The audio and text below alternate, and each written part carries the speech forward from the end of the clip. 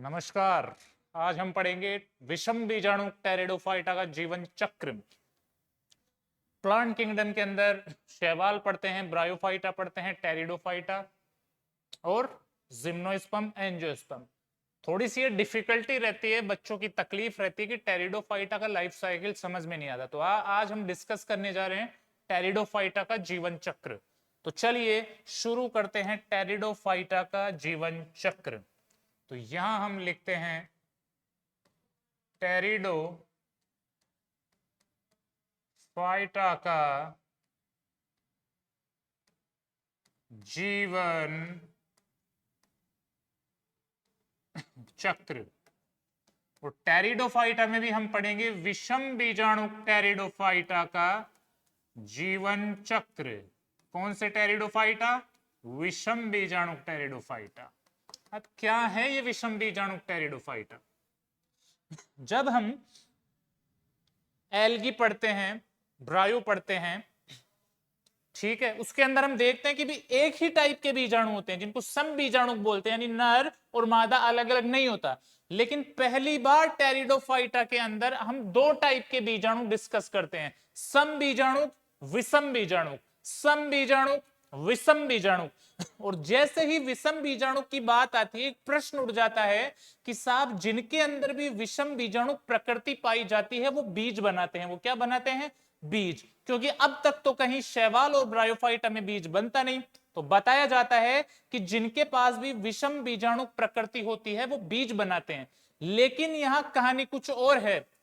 यहां विषम बीजाणु होते हुए भी टेरिडोफाइटा बीज नहीं बनाते। हालांकि टेरिडोफाइटा वो बीजीय स्वभाव बताते हैं, उस बीजीय प्रकृति की ओर लेकर जाते हैं। ये बताते हैं कि आने वाले समय में आगे जिम्नो हो, एंजियो हो, बीज बनेंगे। तो ये कुछ बातें आज हम डिस्कस करने वाले हैं। तो मजे से इस टॉपिक को पढ़िए, जबरदस्त टॉपिक। स्टार्ट कर रहे हैं विषम बीजाणु टेरिडोफाइटा का जीवन चक्र। चलिए शुरू करते हैं इसको एक प्यारी सी चीज से जिसको मैं बोल रहा हूं बीजाणु भेद। तो ये मैंने बनाया, ये फिर ये है बीजाणुद्भिद। क्या है ये? बीजाणुद्भिद, जो कि होता है द्विगुणित। आप सभी जानते हैं शैवाल से लेकर ब्रायोफाइटा से लेकर टेरिडोफाइटा तक युग्मकोद्भिद और बीजाणुद्भिद दो प्रभावी पीढ़ी होती है। किसी के अंदर दोनों पीढ़ियां प्रभावी, किसी के अंदर एक। यहां हम बात कर रहे हैं, हमारे पास क्या है? बीजाणुद्भिद, जिसकी प्रकृति है द्विगुणित। इसके एक तरफ तो लगी हुई है क्या? गुरु गुरु बीजाणु धानी। इसकी दूसरी तरफ है लघु बीजाणु धानी। ये V2N है, ये V2N है। इस गुरु बीजाणु धानी के अंदर है गुरु गुरु बीजाणु मात्र कोशिका। ये V2N है। इस लघु बीजाणुधानी में है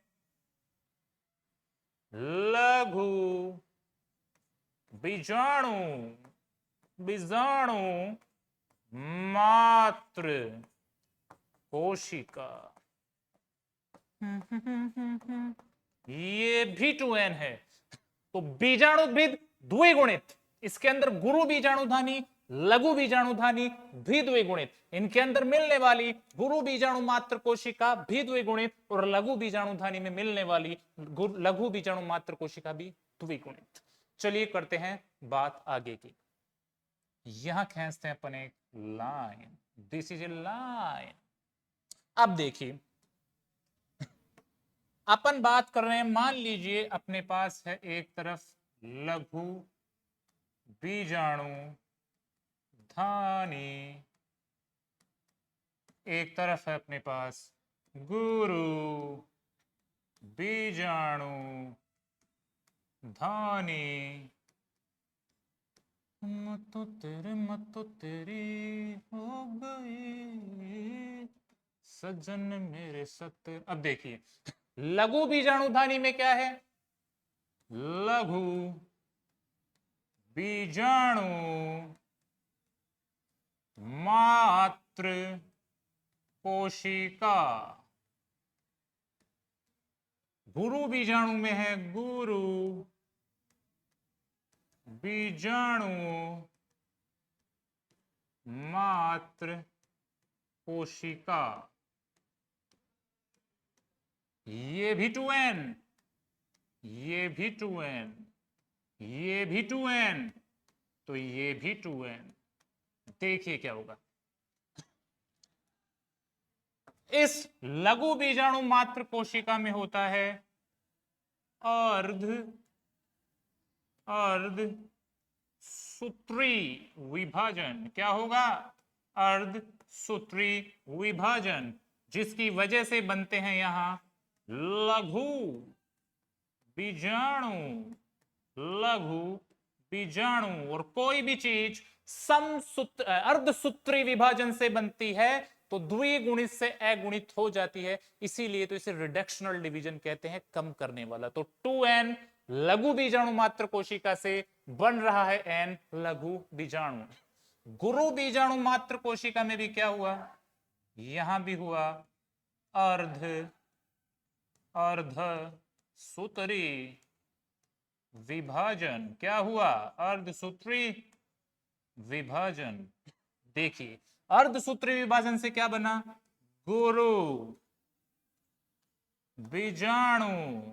क्या बना, गुरु बीजाणु, ये भी n। लघु बीजाणु को बोला नर युग्म कोद्भिद। क्या बोला, नर, इसको बोला नर युग्म कोद भेद। क्या बोला, नर युग्म कोद भेद। गुरु बीजाणु को बोला मादा युग्म कोद भेद। क्या बोला, तो लघु बीजाणु मात्र कोशिका में अर्धसूत्री विभाजन से बनता है लघु बीजाणु जो है नर युग्म कोद्भेद, और गुरु बीजाणु मात्र कोशिका में अर्धसूत्री विभाजन से बनता है गुरु बीजाणु जो है मादा युग्म कोद्भेद।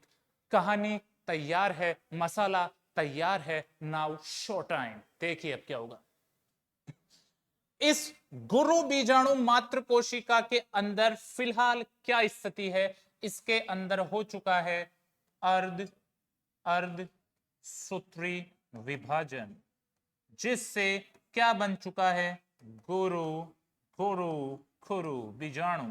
क्या बन चुका है, गुरु बीजाणु।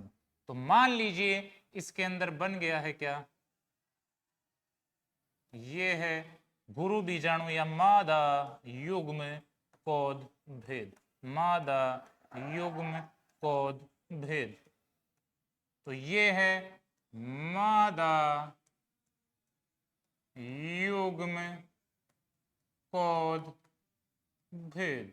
ठीक है, तो गुरु बीजाणु मात्र कोशिका में अर्धसूत्री विभाजन से गुरु बीजाणु बना जो n था, जिसे मादा युग्म कोद्भिद बोला, बीजाणु भिद पर लगा हुआ है।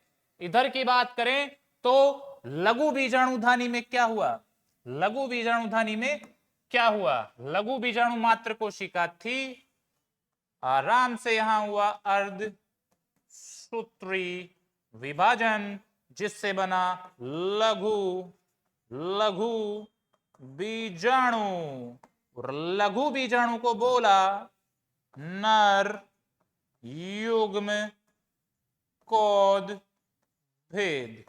क्या बोला, नर युग्म कोद भेद। क्लाइमैक्स तैयार है, दिल थाम के बैठिए, रूह कांप जाएगी, ऐसा क्लाइमैक्स आ रहा है। अपन कहते हैं कि साहब जो विषम बीजाणुक होते हैं उनमें तो बीज बनते हैं, ठीक है साहब। फिर बोलते हैं कि टेरिडोफाइटा तो विषम बीजाणुक भी होता है, फिर भी बीज नहीं बनाता, ऐसा क्यों? 2 बार ये बात बोल रहा हूं कि टेरिडोफाइटा विषम बीजाणुक होते हुए भी बीज नहीं बनाता। टेरिडोफाइटा विषम बीजाणु होते हुए भी बीज क्यों नहीं बनाता? ऐसा क्या, क्यों ये धोखा, क्यों इसके साथ ऐसा क्या हुआ कि क्यों ये बीज नहीं बनाता, जबकि विषम बीजाणु रखने वाले तो बीज बनाते हैं? देखिए, निषेचन करने के लिए, निषेचन करने के लिए इस लघु बीजाणु को, इस लघु बीजाणु को, इस लघु बीजाणु को एक चीज प्रोड्यूस करनी पड़ेगी, जो इसने कर दी। बोला कि साहब नर युग्मक, क्या बना दिया? नर युग्मक। ठीक है, निषेचन करने के लिए गुरु बीजाणु को एक चीज बनानी पड़ेगी। बोला साहब क्या? तो बना दिया मादा युग्मक। क्या बना दिया? मादा युग्मक। क्या बना दिया? इधर तो बना दिया नर, नर युग्मक। इधर क्या बना दिया? बोला साहब मादा युग्मक। क्या बना दिया? मादा युग्मक। अब देखिए, निषेचन करने के लिए इस नर युग्मक को, इस नर युग्मक को, इस नर युग्मक को जाना पड़ेगा किसके पास? मादा युग्मक के पास। किसके पास? मादा युग्मक के पास। निषेचन करने के लिए इस नर युग्मक को जाना पड़ेगा मादा युग्मक के पास। तो नर युग्मक जा रहा है निषेचन करने किसके पास? मादा युग्मक। तुम जा रहे हो, तुम आवाज दोगी क्या? तेरा नाम रख दूं धोखा, नाराज होगी क्या? सुनना, धोखा मिलने वाला है, सुनना।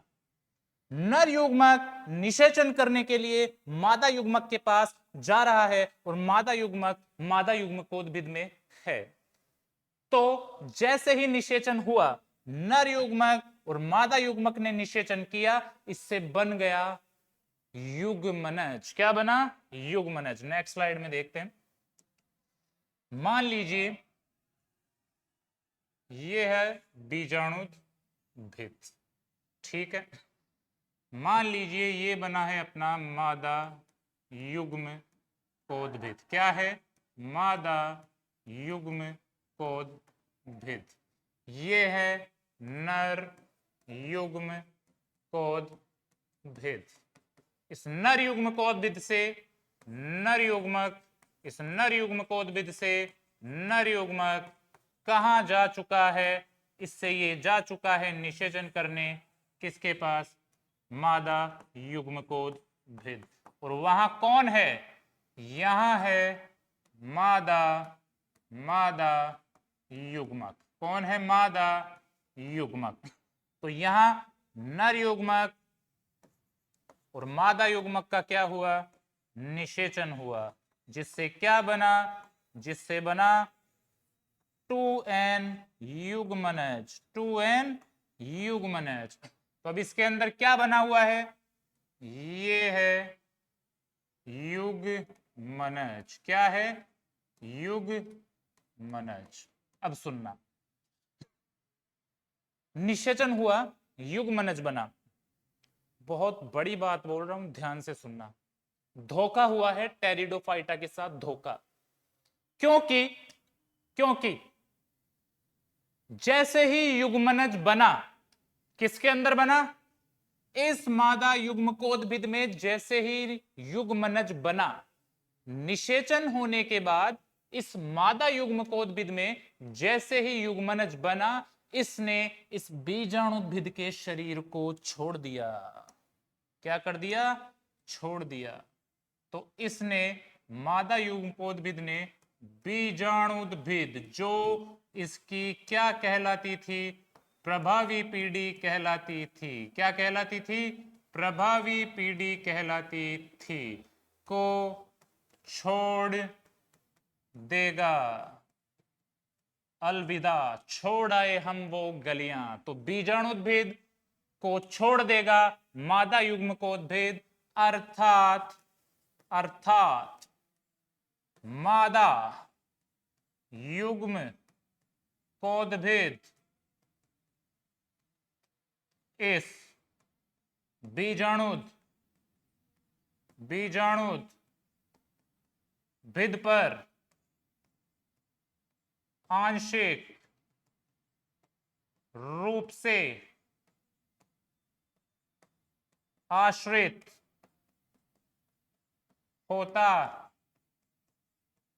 है, ना कि पूर्ण रूप से।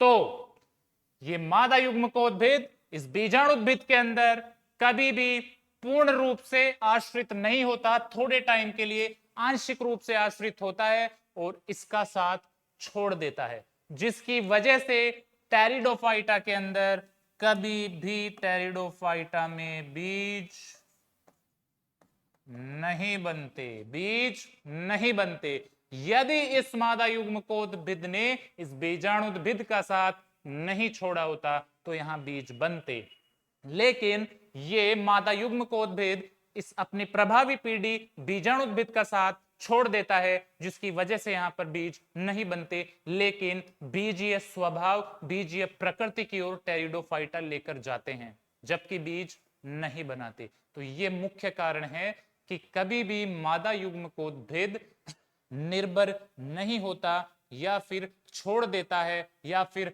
आंशिक रूप से आश्रित होता है किस पर? बीजाणुद्भिद पर, जो कि उसकी क्या है? प्रभावी पीढ़ी। और यही कारण है कि टेरिडोफाइटा में बीज नहीं बनते, वो बीजीय स्वभाव जरूर दर्शाता है। तो एक बार वापस इसको रिकॉल कर लेते हैं।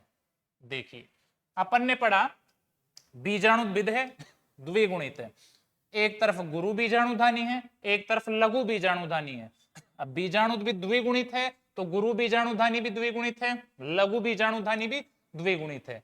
लघु बीजाणुधानी में लघु बीजाणु मात्र कोशिका है, गुरु बीजाणुधानी में गुरु बीजाणु मात्र कोशिका है। लघु बीजाणु मात्र कोशिका में अर्धसूत्री विभाजन हुआ जिससे लघु बीजाणु बना, गुरु बीजाणु मात्र कोशिका में अर्धसूत्री विभाजन हुआ जिससे गुरु बीजाणु बना। लघु बीजाणु को नर युग्मकोद्भिद बोला, गुरु बीजाणु को मादा युग्मकोद्भिद बोला। नर युग्मकोद्भिद से प्रोड्यूस हुए नर युग्मक, गुरु बीजाणु या मादा युग्मकोद्भिद से प्रोड्यूस हुए मादा युग्मक। निषेचन करने के लिए इस नर युग्मक को जाना पड़ेगा मादा युग्मक के पास, अर्थात नर युग्मक को जाना पड़ेगा मादा युग्मकोद्भिद के पास। जैसे ही निषेचन होगा यहां पर युग्मनज का निर्माण होगा। तो युग्मनज का निर्माण होता है मादा युग्मकोद्भिद के अंदर, लेकिन मादा युग्मकोद्भिद इस बीजाणुद्भिद के शरीर पर आंशिक रूप से ही आश्रित होता है। थोड़े टाइम बाद युग्मनज बनने के बाद ये मादा युग्मकोद्भिद इस बीजाणुद्भिद को छोड़ देता है, जो इसकी प्रभावी पीढ़ी है, अर्थात मादा युग्मकोद्भिद इस बीजाणुद्भिद पर आंशिक रूप से आश्रित होता है, ना कि पूर्ण रूप से, जिसकी वजह से यहां बीज का निर्माण नहीं होता। अर्थात टेरिडोफाइटा सिर्फ बीजीय स्वभाव दर्शाते हैं, कभी भी बीज नहीं बनाते। जबकि जो भी विषम बीजाणु है, होना तो चाहिए कि वो बीज बनाए, लेकिन यहां पर ऐसा नहीं है, क्योंकि इसका मुख्य कारण है मादा युग्मकोद्भिद इस प्रभावी पीढ़ी बीजाणुद्भिद पर पूर्ण रूप से आश्रित ना होकर आंशिक रूप से आश्रित होता है। लेक्चर अच्छा लगा हो तो कमेंट करें, लाइक करें। Thank you.